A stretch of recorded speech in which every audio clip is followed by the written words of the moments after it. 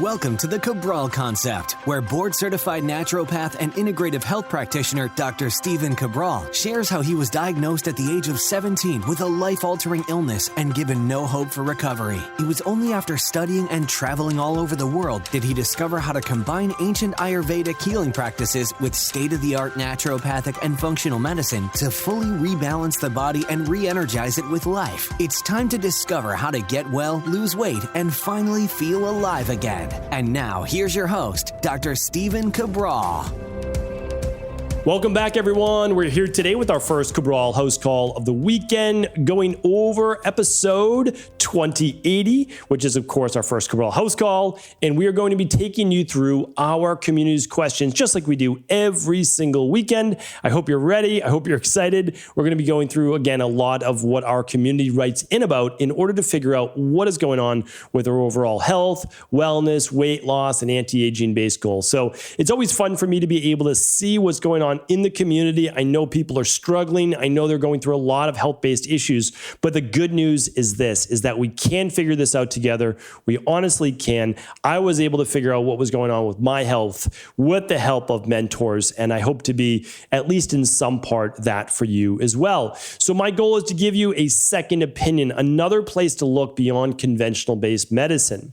And I always like to share with you that I can't treat any disease. I can't diagnose disease. I can't provide for you what's called a cure. But what I can do is give you the place to look and hopefully allow you to uncover what truly is holding you back from living your best life. That is a best life in terms of mind, body, health, and overall vitality. So that's really what it's all about. Again, I always enjoy being able to read your questions each and every weekend and at least play some small role in hoping to give you the answers that you've been looking for. So I'm opening up the big document right now. Again, every single weekend, we go through about a dozen questions on Saturday and Sunday. So today we'll get about half of those today and then about half tomorrow. All right.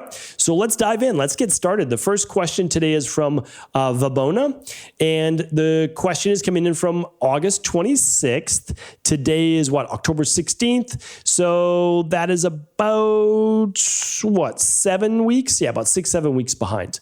Again, that's just, we answer the questions in the order they come in. So I'm always right around that 6-week mark or so. All right. First question from Vabona.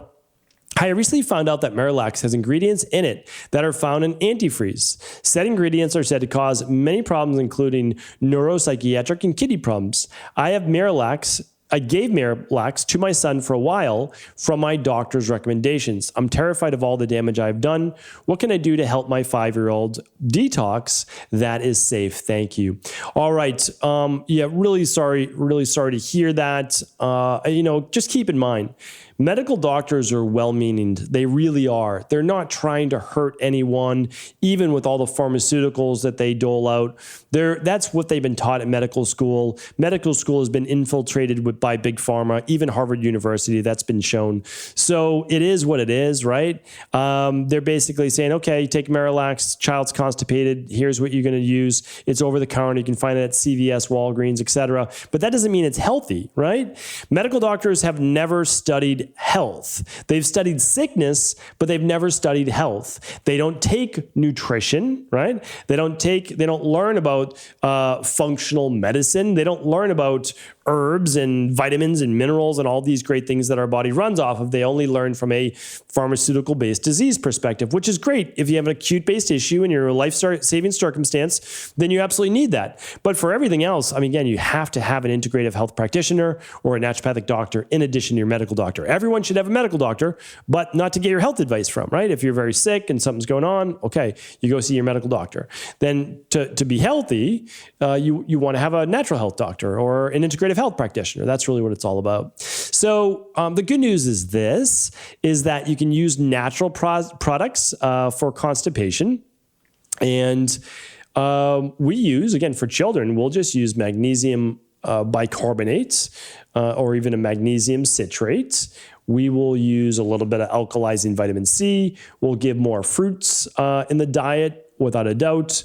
And that will help, with the occasional constipation.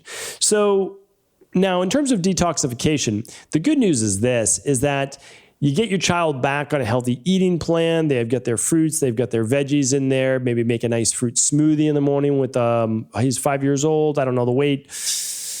No more than a half a scoop of the daily nutritional support in that. And you're going to give that child, that body, the cofactors it needs, along with all the, a banana and some berries, like make it a fruit smoothie that they would enjoy to help with that. And again, unless you were told there was any damage, I wouldn't be worried. Just get back on the healing track now and life will be good. Thank you for writing in. Dana's up next. I had a moderate case of COVID a month ago and feel depressed ever since. I'm 48, perimenopausal, and I'm wondering if COVID causes any vitamin mineral deficiencies or hormonal changes that may contribute to depression. Prior to getting COVID, I was taking vitamin D, C, B complex, magnesium, and occasional zinc, as well as methylfolate for mthfr. I am prone to seasonal affective disorder, but I always feel great in the summer, so this is unusual for me. Thank you. Love your podcast. Thank you, Dana. I appreciate that. So yes, I have a whole podcast series on the virus. You can find that at stevencabral.com/podcast. And there's images at the top, and you can kind of just scroll through the images. And then I want you to click on the one that says latest virus updates. I haven't been doing a lot lately because honestly, there's not a whole lot new to say. There really isn't. It's the same virus that it's been for the past almost 2 years. And although there are variants, we don't treat them any differently. I know people will try to tell you to treat them differently. We have no belief that they need to be treated any differently. And the same things that have worked are working. They're working even better because there are more conventional medicine now attached to natural health-based protocols. However, that doesn't mean that you can't feel the symptoms you do, because that absolutely does happen. So anytime you get a virus, especially one like this that we're talking about, that is stressful on the body, it's going to deplete you of your zinc and your B vitamins and vitamin C and a lot of those things that your body uses to fight that. So what I do every day, and again, I can't tell you, I can't give you a treatment protocol. I recommend this. When I got COVID, I was already using my daily foundational protocol, which is at stevencabral.com/DFP, and the immunity protocol, which is stevencabral.com/immunity. I talked about these in depth last, was it 2 Thursdays ago? Yeah, that was on best time of the day to take supplements, plus my personal supplement routine. That was episode 2064. If you want to go to stevencabral.com/2064.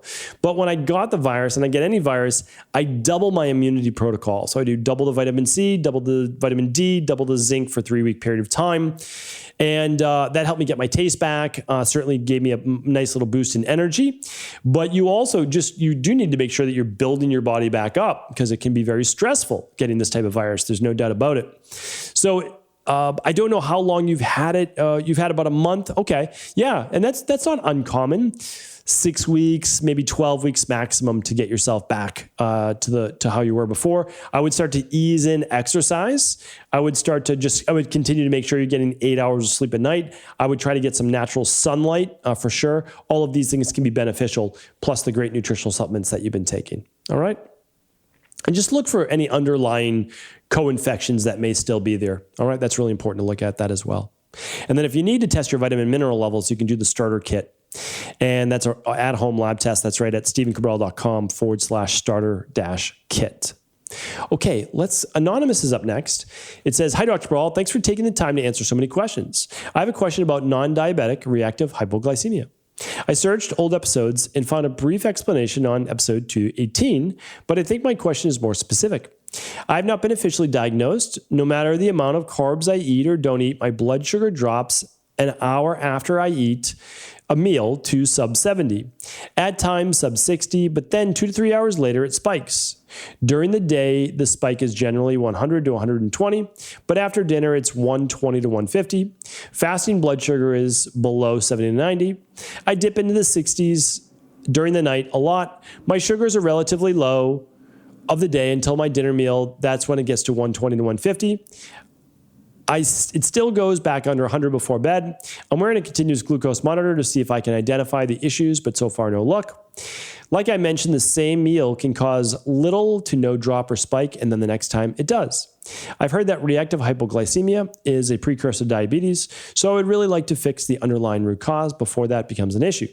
I eat whole foods 95% of the time, intermittent fasting 12 to 14 hours. I work out 2 cardio, 3 strength per week. I try to walk at least 30 minutes each day, drink lots of water. Thanks for your help. All right. Yeah, happy to help with this. Back in the day, I had reactive hypoglycemia, so I totally know where you're coming from. I couldn't regulate my blood sugar. Mine was an adrenal-based issue, and yours may be as well. Again, I can't diagnose you with that, nor am I diagnosing you with that. But mine was an adrenal issue that once I healed my HPA axis and my POTS, postural orthostatic tachycardia syndrome, I was able to fix my blood sugar, and I actually was diagnosed with type 2 diabetes because of this. So what I would do I would run the Big 5. That's at stevencabral.com/Big 5. At the very least, I would run the hormones test to at least look at your cortisol output. That would be at stevencabral.com/hormones-test. So I would definitely look at that. And then I would run the labs, and then I would try adding more protein and fiber to each meal. And I would do 3 meals a day, maybe 4, but I would try to do them within a half hour of like the same time every day, meaning like always eat at 8, 11:30, 3 o'clock, and 5:36. Like if you're doing 4 meals, right? And try at each one of those meals to have like 25 grams of protein and at least, let's say, 8 grams to 10 grams of fiber. And see if that helps, because the protein and fiber should better stabilize the blood sugar. So I could give you a million recommendations, but honestly, I would start there, and then you can always write back in, or ideally you run one of those labs, and then you'll work with my team, and we'll be able to give you better, more precise recommendations after we see the labs, all right? So hopefully that's helpful. Okay, let's get into the next question. Next question is from Megan. Megan says, "Hi, Dr. Ball. I absolutely love your podcast. I learned so much and implemented many of your suggestions while healing my body." Thanks, Megan. I'm happy to hear that. My question is about my 18-month-old son. I now know when I was pregnant, I had candida, SIBO, and parasites. I'm worried I've passed these conditions on to my baby. I nursed him for 18 months, and during that time, I unknowingly detoxed some of the candida. I believe the toxins got into my breast milk, as my baby had really bad eczema during this time and has had a hard time eating solids as well. I feel awful. I'm concerned about gut issues developing as he gets older. How can I help my baby get as healthy as possible moving forward? Thank you so much for your passion and sharing your wisdom. All right, Megan. So the good news is this: I don't want you to be harder on yourself. I really don't. This happens every single day. If it did, again, we're not sure of it yet, because obviously we would have to actually see what's going on. Now, of course, if your baby had very bad eczema, I agree that there's something going on with the child's gut. It could be a lack of good bacteria. It could be too much bad bacteria. It could be a candida overgrowth. It could be food sensitivities from what you were eating, and then the baby was obviously getting through your milk. So there's lots of reasons why. The good news is all of them are fixable. That's the good news. You can use the baby probiotics that I've spoken about before, and those are the liquid drops, the L-Reuteri and the B. infantis. Those are great. You don't need to use them forever, just 4 weeks or so, 6 weeks maximum. And so that's the thing, is like, we don't necessarily know that things are still wrong, and we're going to be able to fix it if we need to in the future. So I don't know where your baby's at, to be honest with you. I don't know how old your baby is. I don't know. It says they're having a hard time eating solids. I don't know if they're 6 months old. I don't know if they're a year old, year and a half old. Oh, it says 18 months. Okay, 18-month-old son. Well, so the good news is this. Yes, they're going to start consuming, and they should be consuming some solids right now. And what we want to do most likely is start to see which foods are causing the most distress for their stomach. And if they're eating certain fruit and it's causing a lot of bloating or gas, we could assume that, maybe there is some candida overgrowth, there's some bacterial overgrowth. We're not going to do anything yet. Around 3 years old or so is when we start to actually begin to implement protocols. That would be like the children's CBO protocol, but for a 3-year-old, we would go very, very light on that, very, very light, and we can start to rebalance the gut there. So again, hard to tell right now, 18 months old. I would look more at food sensitivities than anything else right now. And, just from your own recollection of what's bothering the child the most, and then you'll be able to help in the future. I wish I could give you more advice. I really do. I feel like I'm not able to answer that question as well as you would like me to. But there is no answer I could specifically give you right now because I do not know what's going on with your child. So I would hate to give you advice that is not correct, which means I can't give you advice right now. So the good news is this, though, it is all fixable. Everything's going to be fine. It really will. So we'll be able to fix it in time. No doubt about it. We just need to know exactly what is wrong. Okay, Marie is up next. Hi, doctor. I've been curious about this for some time. Both my parents have received the AZ, we'll just say Vax. We can't get banned on the show, and their reactions were entirely different. My father felt absolutely normal the following days, whereas my mother had severe chills, headache for about 24 hours, fever. Would this be due to bioindividuality or have something to do with the strength or reactivity of their immune system? If so, is there a favorable response? Okay. I can't say that there's necessarily a favorable response. Your body should have an immune reaction. You are theoretically creating an immune reaction.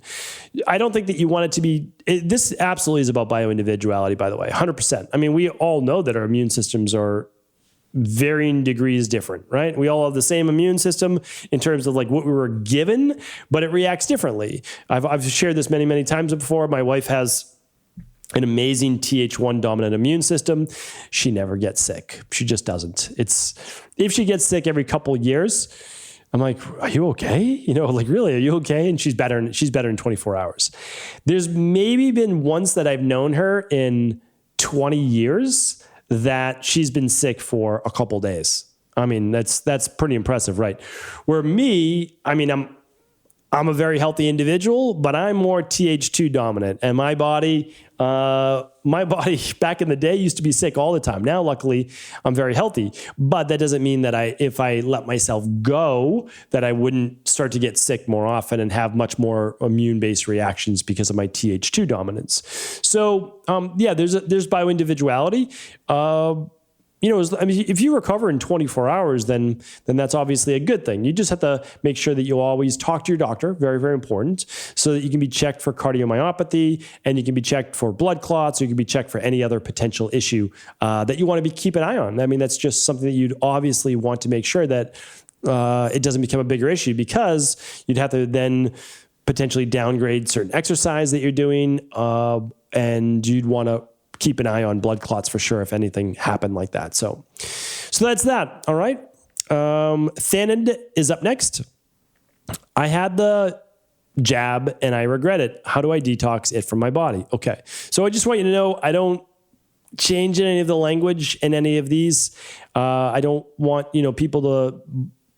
I want them to always be able to write in however you want. I'm going to answer your question, no doubt about it. I just have to be careful because of censorship. So just please do understand that I don't want the podcast to be banned. I try to help as many people in the world as possible.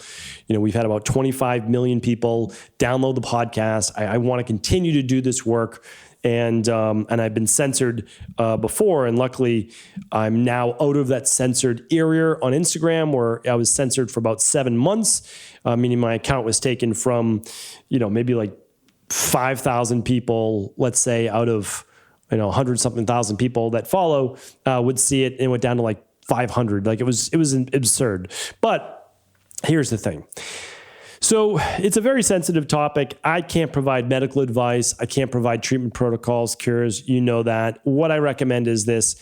If you're ever feeling like anything went into your body that you just feel like you need to do your best to clean house to get to a deeper state of autophagy, I recommend 21-day Equilife detox. And then I recommend the heavy metal detox. So like if you ask me like, how do you best detox your body? I'm not talking about any specific thing at all out there, right? All I'm saying is, how do you detox your body? Okay. Well, if we're talking about overall open up liver detox pathways. Okay, 21-day functional medicine detox. Obviously, I use the EqualLife Detox. That's at stephencabral.com/detox. I would use sauna, and I would then do the heavy metal detox. And you could even do the heavy metal detox at the same time as the EqualLife Detox. So all of those can be found at stephencabral.com/EqualLife. And the sauna is a great way to do that as well. That's exactly what I would do. I mean, that's literally exactly what I would do. You don't have to worry about doing more. Of course, I would still recommend taking the daily foundational protocol, and I would do the immunity protocol every day. That's for sure, even during the detox. And that's it. So good questions today. Obviously controversial. That's okay. I'm happy to answer these as well. I'm here for you. I just want you to know that. I'm not going to shy away from these questions. I'm going to give you what I would do for myself and my own family. And again, that will resonate with some people it won't. I get it. I understand that. I'm going to always show up and try to be my best for you. And that's all that I can do. So thank you very much. I appreciate you. Take care. And I'll be back tomorrow answering more of our community's questions. Thank you so much for tuning into the show. And this week is a big celebration for us over at EqualLife. It is EqualLife's first anniversary, switching from Equilibrium Nutrition to EqualLife. And we couldn't be more excited to be able to share this celebration with you. All this week, we're actually giving away our EqualLife-based t-shirts, free men and women's t-shirts on all qualifying orders over $129. This is an amazing $19.95 to $29.95 value, and get yours completely free while supplies last. Head on over to stephencabral.com/EqualLife for all of the details. And again, thank you so much for being a part of the EqualLife community.